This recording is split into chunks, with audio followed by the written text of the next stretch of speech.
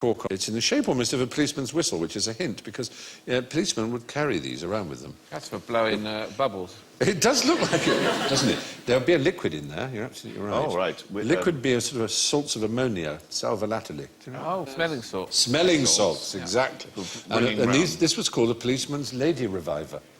So... We need a lady reviver. So when a lady fainted in the street, the policeman would whip it out there and just... Please. Oh. And he'd whip it out and wave it under... He'd whip it out and wave it under the lady's nose. That would wake her up.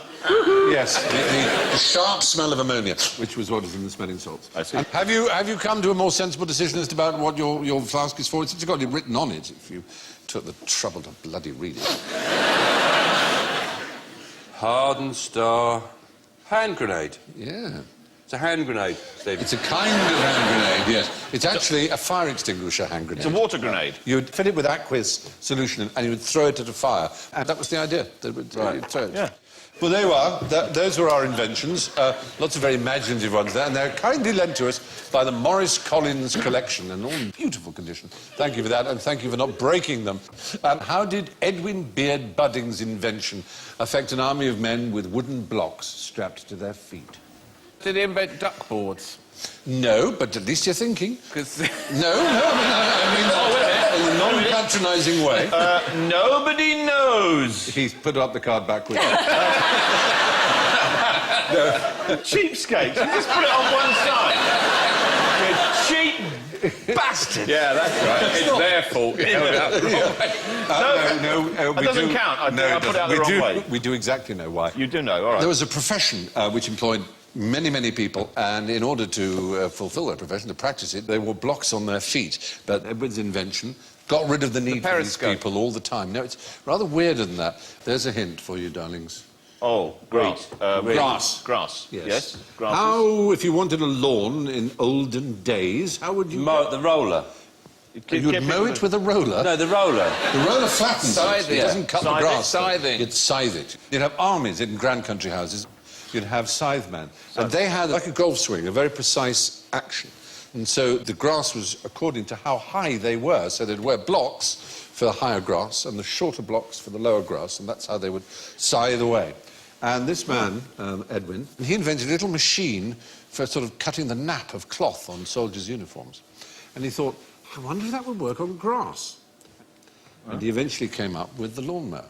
And you may say, well, it's a pretty good invention, but actually it altered the world in the most amazing way. It allowed football, cricket, all kinds of games to be played, public parks. Everybody could suddenly have a lawn. So, yes. So he was rather a human benefactor in a way. Yes, he was. And where did he do this? In Stroud. In Stroud? In Gloucestershire. Is he celebrated there? Edwin Budding, I'm sure he is in Stroud. Edward Budding, I hope anyone in Stroudian's watching. There's Probably up there with Laurie Lee as one of the great Strouders. Of course. Yeah. It's a shame for the men. It's my idea of having a lot of men that can't run away from you very quickly. With their blocks on. It was a shame for the scythemen, I suppose. Oh. But, yeah, a happy story. I don't see a downside to that story, apart from the fact that there is a British Lawnmowers Museum, which is a bit depressing. But, the Southport British Lawnmower Museum, if you happen to be in Southport, in Merseyside, has over 300 exhibits, especially for its lawnmowers of the rich and famous, where you were able to look and possibly even touch Vanessa Feltz's lawnmower. Not just Vanessa Feltz, Alan Titchmarsh. Oh, he'd probably have a really nice one. Yes, I bet he did. Nicholas Parsons. What sort of lawnmower would Nicholas Parsons have, do you imagine? Old, heavily made up. Heavily made up! Oh, a Bakelite one. Brian May. Brian May. Roger McGuff, Albert Pierpoint, the public home, and Prince Charles and Princess Diana. I can't believe they had personal lawnmowers. I don't mow my grass. Don't you? What do you do with it? I threaten it. Ah! Does it work? Yeah. Very well. Cow it into submission. Cow it into submission. Don't you grow? Yeah. Anyway, the invention of the lawnmower put large numbers of scythemen out to grass, as you might say. The inventor of bacon and eggs also coined the phrase torches of freedom. Who was he? What were they? Sorry, the inventor of bacon and eggs? It sounds a bit mad, but bacon and eggs as a dish that is a sort of breakfast staple was invented, as it were, by one man. He made it popular. Torches of freedom is a phrase that he came up with, the same man.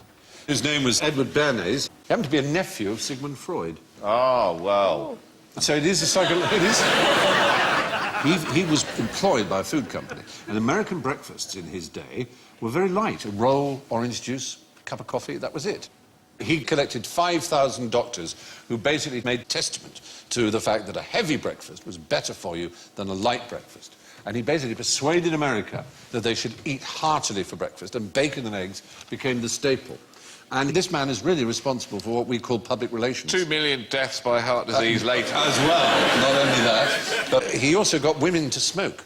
There was a real problem. there was a real problem. Did he encourage that man to jump off the Eiffel Tower?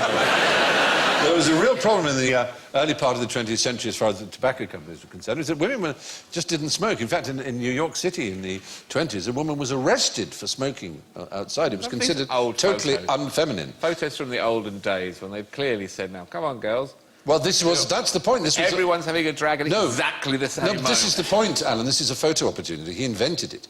This is his PR moment. His job was to sell cigarettes to women and to sell them to America the idea that women should smoke. So during an Easter parade, he got these women and photographed them all smoking. And it was a scandal. It was on the front page everywhere. But what he said was, this is feminism. This was during the suffrage movement in America, trying to get women to vote. And he said, this is an act of independence. These cigarettes are not cigarettes. They are torches of freedom. Torches of freedom. That's right. Oh. And so the idea that women smoking became a proof of their independence and a proof, as it were, of their feminism.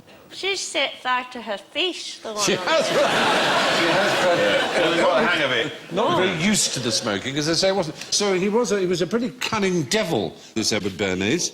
Right, well, that's enough imaginative invention. Let's now turn our attention to the very real but entirely impractical business of general ignorance. Oh. So fingers on buzzers, those that are still working. Who invented the internet? Now.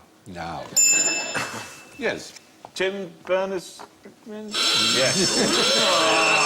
Unfortunately, I couldn't remember the name. Oh, that's lucky you couldn't remember his name. Oh, yeah. No, not Tim Berners-Lee. I think I'm safe for this answer. Yeah. Parsley the lion. It's wrong, but there's no forfeit. But on this very programme, you were telling the story of how Tim Berners-Lee invented the internet. Of how he invented the World Wide Web. Which is much later than the internet. That's the internet has already been around for 20 years before that. It's just like one of the things that you can use on the internet. Oh. Yes, it was actually the 1960s. Oh, 1960s? Early famous, 60s. One of the Beatles. No, that's not quite how things worked. ARPANET was the original internet. It was an offshoot of the American Defense Program, and the first communication took place in California. And when was that? In 1969, 2 computers. And they were 400 miles apart, one in LA and one at the Stanford Research Institute. And the first message was LO. And it wasn't going to say LOL. I was going to say LOL. It did get cut off there. It was going to say login, but it crashed after the L and the O. But it was a first worthy attempt. Do you use the computer, Gran? Yes, I use it for dating. Do you, Gran? Oh, yes, I do, yes. I've met a racing driver. And he thinks I'm a 20-year-old lap dancer. Happy yes, days. I didn't know that. He's in for a shock. Yeah.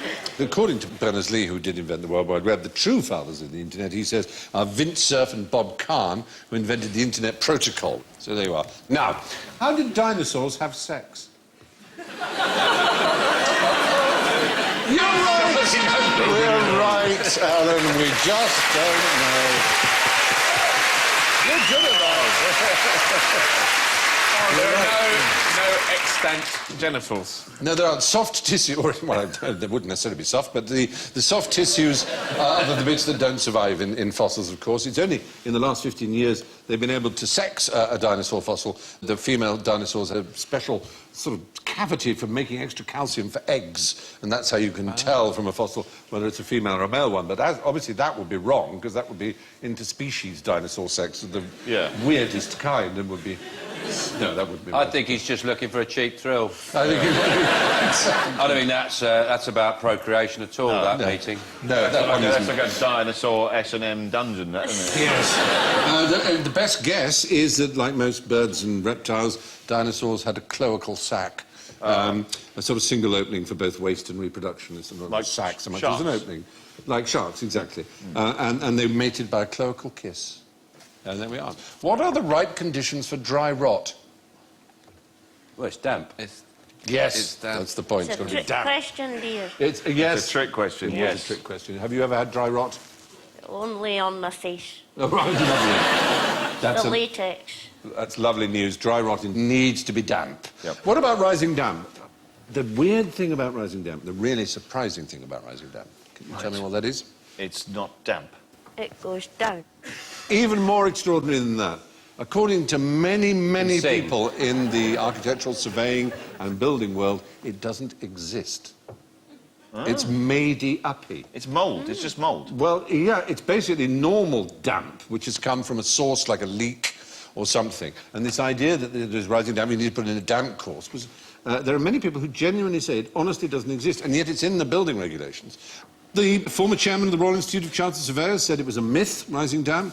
And a building expert written a book on the rising damp myth says that rising damp is only possible in swamps. There's a diagnosis, it only became common in the 60s. Although I tell you, when you do see it, I've seen girls in London wearing flared jeans going over their shoes. Yes. And on a rainy day, they get That's true. down almost up to their knees. It's not to say that capillary action doesn't exist. It does. Rising damp only exists in ladies' jeans. Yes, maybe the only place. But it's a heck of a controversial thought, but a myth. Name a disease spread by feral pigeons. Plum hair. There aren't any. Exactly. Viles There's disease. nothing wrong with them. There's nothing wrong with them. Again, is the answer. You're doing awfully well. I'm doing very well. Fire. You are on fire tonight. Yeah, basically this idea that there are disease-infested and disease-spreading vermin is nonsense, according to all experts on pigeons. But this whole thing of them as being rats with wings is considered very unfair by those in the know, that they don't really spread that much disease. Though they do obviously leave a fair amount of poo, but then so do humans, don't we? Yeah. We've just got a better way of dealing with it, perhaps. I tend not to leave it on people's shoulders. That's the difference. I mean, I wasn't so as well brought up. But there's a few benchmarks we tried to set early on in my toilet training. Yeah, that was one of them. That was one of them. They said, never on the shoulder. They had a big no through it, like a big red line. It was in my bedroom on the door. And there's a picture of a man when you're flying. with a turd over his shoulder, and he said, "No, Sean." You learnt your lesson. We're all very tidy pooers, I'm sure, Yes. here in this room, including Granny. Are you very tidy pooer? Not at all. Don't even do them, dear. You Don't don't? eat, don't excrete. That's the secret of a long and happy life. And that's your lot. Time to invent the scores. Oh, my goodness me. Very exciting indeed. I'm afraid, despite some remarkable performances in last place with -3, it's Bill Bailey.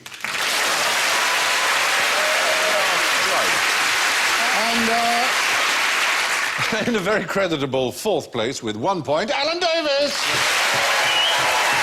In the plus. 3rd place with 3, Sean Locke.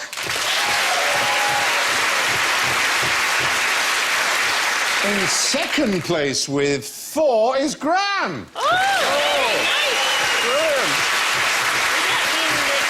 Which means that our winner with +5 is Nina Conti.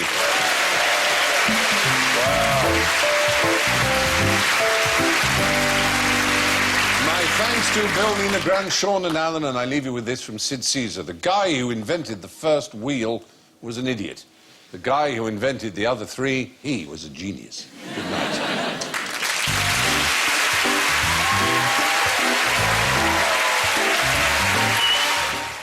And Stephen's back tomorrow with Fry's Planet Words at 9. Next this evening, The Review Show.